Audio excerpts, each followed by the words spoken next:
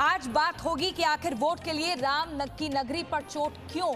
उत्तर प्रदेश में 2022 में होने वाले आगामी विधानसभा चुनाव को लेकर राजनीतिक दलों ने अपनी सियासी जमीन तलाशना शुरू कर दिया है और इस कड़ी में एआईएमआईएम चीफ असदुद्दीन ओवैसी आज अयोध्या से अपने 3 दिवसीय उत्तर प्रदेश दौरे की शुरुआत करने वाले हैं, जहां वो आज अयोध्या के रुदौली कस्बे में वंचित शोषित सम्मेलन को संबोधित करेंगे।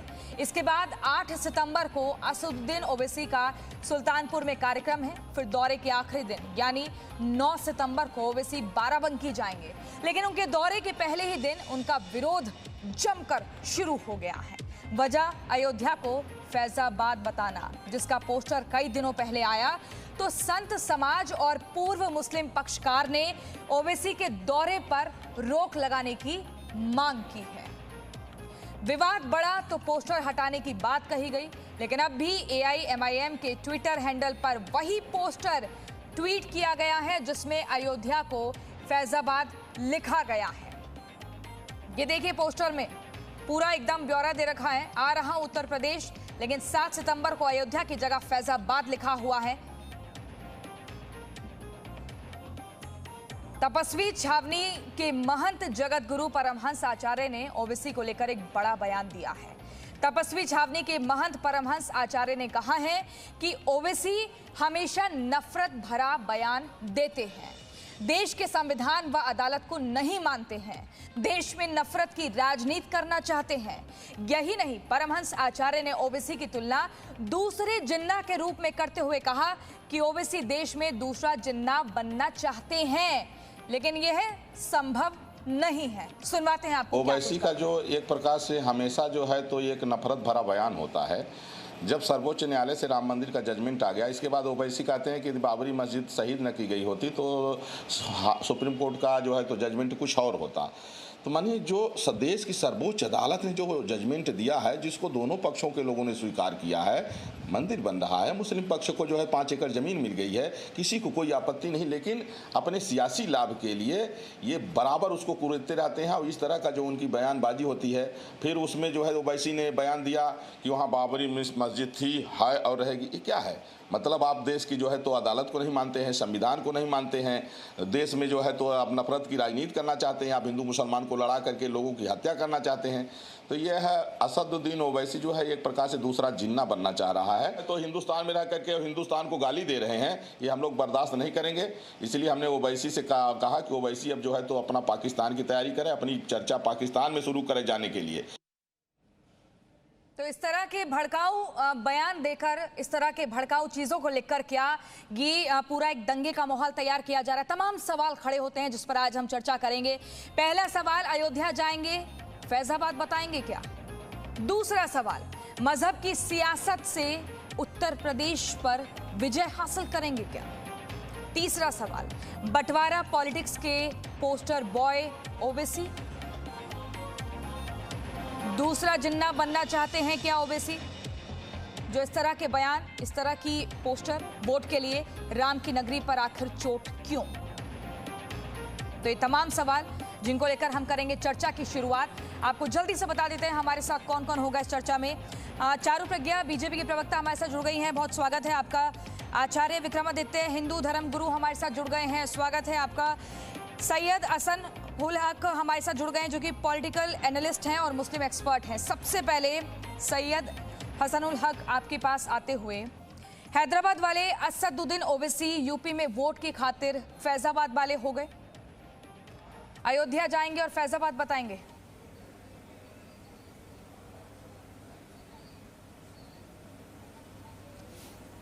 सैयद हसन उल हक, आपको आवाज मिल रही है?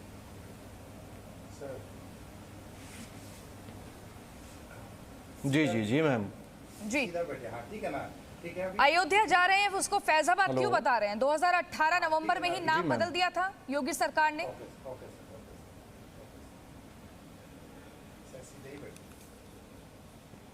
अच्छा, आप योगी सरकार अगर इतिहास को अगर मटिया मेल कर देगी, अगर है किसी भी योगी सरकार अगर इतिहास को मटिया मेल कर देगी, फैजाबाद था या अयोध्या है या इस प्रकार से, अगर आपको लग रहा है कि असदुद्दीन ओवैसी जी के जाने से ध्रुवीकरण की राजनीति होगी? उत्तर प्रदेश में गवर्नमेंट योगी जी की है, योगी जी की गवर्नमेंट उत्तर प्रदेश के अंदर है। योगी जी वहां परमिशन ना दे जो ओवैसी जी को जाने का।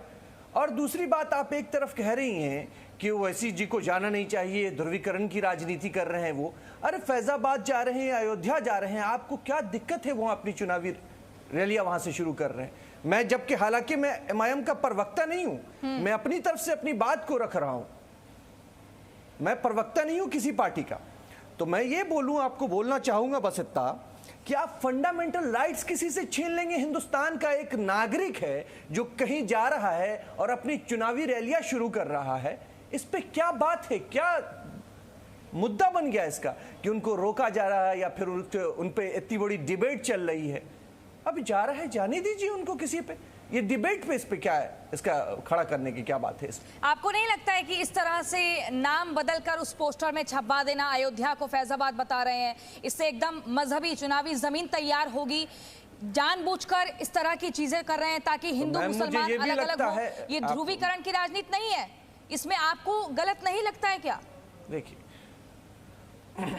देखिए, ध्रुवीकरण की राजनीति हिंदू करे या कोई मुसलमान करे, ध्रुवीकरण की राजनीति के खिलाफ मैं हिंदू कौन कर रहा है? लेकिन इस चीज को भी आप देखिए, अलीगढ़ के नाम को बदल के आप हड़ीगढ़ अगर करें तो वो क्या ध्रुवीकरण की राजनीति नहीं है? वो भी चुनाव के टाइम में। आप इलाहाबाद का नाम बदल के प्रयागराज कर दें, वो ध्रुवीकरण की राजनीति नहीं है? आप है आप जो है फैजाबाद जो है, अगर आपने फैजाबाद का नाम बदल के अगर आपने रख दिया, आपने रख दिया अगर है राम जन्मभूमि में, कौन सा जगह आपने नाम रखा? अयोध्या अगर रखा तो फिर क्या मसला है? नाम क्यों बदला जा रहा है? क्या इतिहास से, नाम बदलने से इतिहास सही हो जाएगा? क्या नाम बदलने से जो शिक्षक बहाली नहीं हो रही है उत्तर प्रदेश के अंदर, जो विद्यार्थी सड़कों पे पड़े हैं, उनका क्या कल्याण हो जाएगा इससे? स्कूल गए थे या मदरसे गए थे? स्कूल गए थे या एकेडमिक स्कूल जाके ये कौन चिल्ला रहे हैं? आप बात को सुने, बेवकूफ की तरह बात कर रहे हैं, चिल्ला रहे हैं। क्या बेवकूफ है? पढ़े लिखे नहीं है व्यक्ति? कौन बैठे हुए ऐसे चिल्लाया जाता है?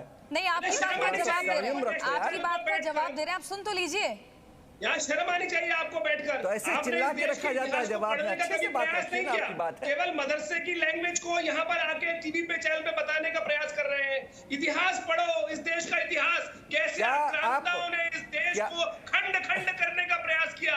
और ओबीसी जैसे इतिहास के बारे में अगर हम आपके बोले तो आपके पूर्वज जो है माफी मांगने वाले हैं, आपके पूर्वज जो है गोडसे हैं, जो गांधी के हत्यारे हैं। इतिहास आपका कलंकित है, इतिहास आप हमें ना पढ़ाए। हम सैयद हसन शहीद अशफाकुल्लाह के मानने वाले हैं, भगत सिंह के मानने वाले हैं, गांधी जी के मानने वाले हैं, आप जैसे गंधावरों के मानने वाले हैं। आप सुनने को तैयार नहीं है, सुन तो लीजिए। नहीं बनते हैं आप लोग, यही इस देश की विडंबना है। जी चारू सुन ही रहा हूँ मैडम, आक्रांताओं के नाम बदला गया, इस पे आप मानती है कि नहीं इसको, इस बात को? चलिए ठीक है, पानी पी लीजिए सर, अरे पानी पी लीजिए सर। करने वालों के प्रवक्ता बनकर बैठे हैं। अरे इतिहास पढ़ो, कैसे कैसे उन्होंने निर्लज्ज पानी पी लीजिए सर, पानी पी लीजिए। चारू प्रज्ञा जी कुछ कहना चाह रही हैं? आचार्य विक्रमादित्य जी, आप अपनी बात पूरी कीजिएगा, पहले सुन लेते चारू प्रज्ञा क्या कह रहे हैं। जी प्रियंका, देखिए, पहले तो ये मान के चलिए और ये समझ लीजिए कि ये कोई गलती से फैजाबाद नहीं कहा गया है, ये जानबूझकर कहा हुआ शब्द है, क्योंकि कुछ लोगों की आदत है तुष्टीकरण की राजनीति करना, विभाजन की राजनीति करना, बंटवारे की राजनीति करना, और सिर्फ इस राजनीति पर उनकी घर की रोटियां सेकी जाती हैं। लेकिन ये बहुत पहले का भारत नहीं है, ये आज का भारत है, ये मोदी जी का भारत है, ये भाजपा का भारत है। यहाँ जिन्ना जैसी अगर आप बातें करेंगे ना, तो आज के समय जिन्ना का जिन भी होगा उसको भी उल्टे पैर भागना पड़ेगा।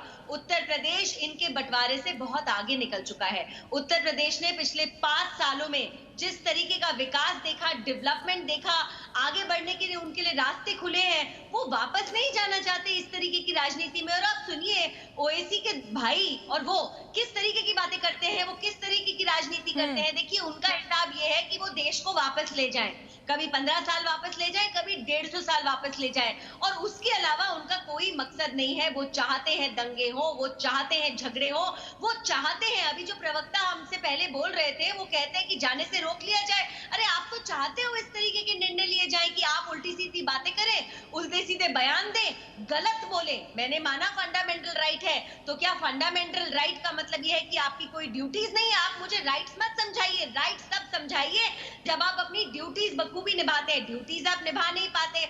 ओवैसी जी अपना पूरा का पूरा चुनावी दौरा एक ही मकसद से कर रहे हैं, वो है तुष्टीकरण, विभाजन। आप लोग वही लोग हैं जो गोडसे के मानने वाले लोग हैं।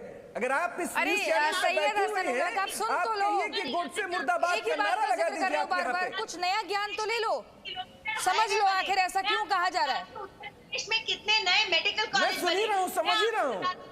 प्रदेश की युवाओं को कितनी नौकरियां लगी। मैं आपको बताती हूँ उत्तर प्रदेश में गांव-गांव तक कैसे बिजली पहुंची, और आप घूम फिर के वही पुरानी बातों पे आते हो। आपके कुछ तथ्य नहीं है क्या सुबह-सुबह के डिबेट में भी बोलने के लिए यही चीजें? अरे पुरानी बात कैसे? नहीं, सैयद हसन आपको लगता नहीं है इस तरह की साथ बैठने को तैयार हूँ, चैलेंज कीजिए और डाटा लेके आइए आप अपने गवर्नमेंट का। मैं आपके साथ डिबेट करने को तैयार हूँ। कितनी नौकरियां लगी? आप झूठ की फरेबी बातें मत कीजिए, ये लोगों को बहकाने की बात मत कीजिए। वो शहर है जहां हमारे भगवान श्री आपकी राजनीति इंस्पेक्टर शहीद इंस्पेक्टर सुबोध को मारने वालों के हत्यारों के लोगों को बीजेपी ज्वाइन करवाने की राजनीति है आपकी। यही है, शहीद इंस्पेक्टर सुबोध सिंह की हत्या जैसे की गई, उन लोगों को आप लोगों ने बीजेपी ज्वाइन करवाया। आपकी राजनीति ये है। नागरिक हो कि पाकिस्तान में रहते हो, बताओ मुझे। चलिए अब हमारे साथ असगर अली खान भी जुड़ गए हैं जो कि मुस्लिम एक्सपर्ट हैं, और हमारे संवाददाता विशाल पांडे भी हमारे साथ बने हुए हैं। असगर अली जी आपके पास आएंगे, लेकिन पहले विशाल आपके पास आते हुए क्या आज का जो पूरा कार्यक्रम है ये पोस्टर में कुछ बदलाव दिख रहा है क्या? क्योंकि बहुत नाराजगी दिखी ट्विटर हैंडल पर, तो अभी भी फैजाबाद ही लिखा हुआ है। क्या वहां पर इस वक्त माहौल बना हुआ है? प्रियंका देखिए, अजहरुद्दीन ओवैसी का आज अयोध्या ये दौरा है और वो अयोध्या जिले की रुदौली विधानसभा में जा रहे हैं, जो कि एक विधानसभा है वहाँ की। उस इलाके में उनका कार्यक्रम है जो अयोध्या की सीमा है, मतलब जिसे कहा जाता है कि जो आध्यात्मिक सीमा है उसमें ओवैसी का प्रवेश नहीं है, लेकिन वो रुदौली जा रहे हैं जहाँ पर एक संबोधन करेंगे और उसके बाद अपने पार्टी का एक कार्यालय का उद्घाटन करेंगे। दरअसल अजहरुद्दीन ओवैसी की पार्टी ने फैजाबाद लिखा है अपने सभी पोस्टर्स पे, ट्विटर पे भी, और अयोध्या में भी जहां जहां ओवैसी के पोस्टर लगाए गए हैं वहां हर जगह फैजाबाद ही लिखा गया है। और अजहरुद्दीन ओवैसी का ये 3 दिन का दौरा है। यूपी में लगभग 100 सीटों पर चुनाव लड़ने की तैयारी AIMIM कर रही है, और उन 100 सीटों में से एक सीट रुदौली भी है, क्योंकि मुस्लिम बाहुल्य सीट है अयोध्या जिले की, जहां पर आज अजहरुद्दीन ओवैसी जा रहे हैं। प्रियंका ठीक है विशाल, आपसे लगातार और जानकारी लेते रहेंगे। अब असगर अली खान साहब के पास चलते हैं। जो मौजूदा स्थिति है, जिस तरीके से पोस्टर्स अभी भी फैजाबाद नाम नहीं हटा है, मजहब के नाम पर जमकर राजनीति किया जा रहा है, तो इसको किस तरीके से आप देख रहे हैं? ये सही मानते हैं आप? क्योंकि इस तरह से एक जहर भर देना हिंदू मुसलमान के नाम पर, दंगे फसाद होंगे, लोगों की जान चली जाएगी, लेकिन इनाम पर भले ही वोट मिल जाए, लेकिन जो बेवजह वहां पर समर्थक जुटेंगे, कितने इन चीजों के बलि चढ़ेंगे?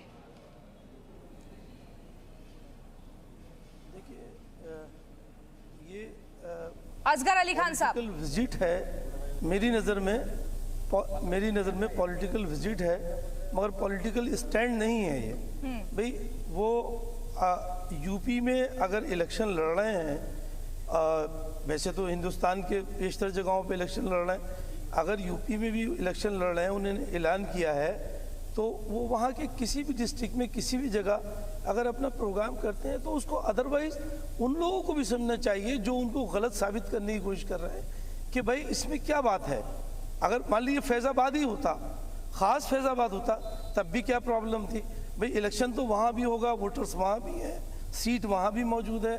हम किसी भी जगह का नाम लेकर उसको कम्युनल रूप दे दें, ये बात अच्छी नहीं है। और देखिए, ये मैंने पहले भी कहा है आपके प्रोग्राम में कि ये खासकर उत्तर प्रदेश में खासकर ये चीज़ देखने में आई है कि वो हर चीज़ को कम्युनल रंग देने की कोशिश करते हैं। और किसी भी चीज़ को कि भाई अगर कोई कदम कोई उठा रहा है तो साहब ये हिंदू मुसलमान को लेके, आप तस्वीर का दूसरा रुख भी देखें ना, तस्वीर का दूसरा रुख भी देखें, आप उसको हिंदू मुसलमान की नज़र से क्यों लेते हैं? आप इस तरह से देखिए कि भाई एक पॉलिटिकल आदमी अपनी पार्टी के लिए वहाँ आ रहा है। हम जो एक सियासत हो गई है हिंदू मुसलमान में बांटने की, पॉलिटिकल आदमी सीधे तौर पर यही कहता है कि भाई मेरा मकसद है मुसलमानों को उनका हक दिलाना, मुसलमानों के लिए राजनीति करना। वो सीधा अपने भाषण में कहते हैं, क्लियर कट कर रहे हैं, तो इसे दूसरे रूप में कैसे समझे? देखिए राजनीति अगर कोई किसी भी कौम के लिए कहता है, कोई हिंदुओं के लिए कहे, कोई मुसलमानों के लिए कहे, तो दोनों गलत हैं। जो यूपी में ये आज की सियासत चल रही है, वो भी चाहते हैं कि हम माइनॉरिटी के नाम पे कुछ ना कुछ आवाजें उठाएं ताकि हमारा अपना वोट पोलराइज हो जाए। योगी सरकार की ये शुरू से एक कदम रहा है कि उन्होंने हमेशा इस चीज को कम्युनल रंग देने की इसलिए कोशिश की है कि उनका वोट पोलराइज हो जाए। और रही बात है कि अगर उनका वोट पोलराइज होगा तो उनको उससे फायदा होगा। यहाँ तो योगी सरकार पर दोष मढ़ा जा रहा है। हाँ, मैं वकील साहब एक बात बताएं, क्या प्रदेश के अंदर मुसलमानों को खाना मिलना बंद हो गया? क्या प्रदेश के अंदर मुसलमानों की पढ़ाई बंद हो गई? क्या मुसलमानों को इलाज मिलना बंद हो गया? क्या इस देश के अंदर, मुझे एक बार बताइए, आप लोग आक्षेप कर देते हैं किस किस प्रकार के नाम के ऊपर राजनीति करने के लिए। एक बार बताइए, आपका नाम असगर अली है साहब, और यदि आपके पूर्वजों के नाम पर हम आपको आज बोलना शुरू करें, जो भी आपके गोत्र थे उसके हिसाब से आपको बोलना शुरू करें, तो आप हंगामा मचा देंगे। तो जो सरकार ने एक व्यवस्था बनाकर नाम का एक नामकरण किया है, उसका पालन क्यों नहीं किया जाता? आप मुझे बताने का प्रयास करें, कष्ट करें। आप इस देश में तुष्टीकरण के नाम पर सब लोगों का समग्र विकास कर सरकार व्यवस्था कर रही है, हर व्यक्ति का विकास हो रहा है, हर व्यक्ति के लिए सड़कें बन रही हैं, उसमें कहीं एक जी जल्दी बहुत कम वक्त है, 30 सेकंड में। मैं यही आपको बताना चाह रहा हूं कि जो हमारे आईन में है, जो हमारे कॉन्स्टिट्यूशन में दिया है, जब सबके लिए आजादी है, कोई सरकार उसको न रोक सकती है, न रोकना चाहिए, न इस बात को कहना चाहिए। इन बात को कहने से आप बताइए क्या परेशानी है, क्या नहीं है। और उस तरह यहाँ वक्त की कमी है, आप सभी को रोकना होगा। माफी चाहेंगे, आपका यहाँ पर पॉइंट नहीं ले पाएंगे, वक्त की कमी। आप सभी का बहुत शुक्रिया। Presenting B News app available on Google Play and App Store. Download it now.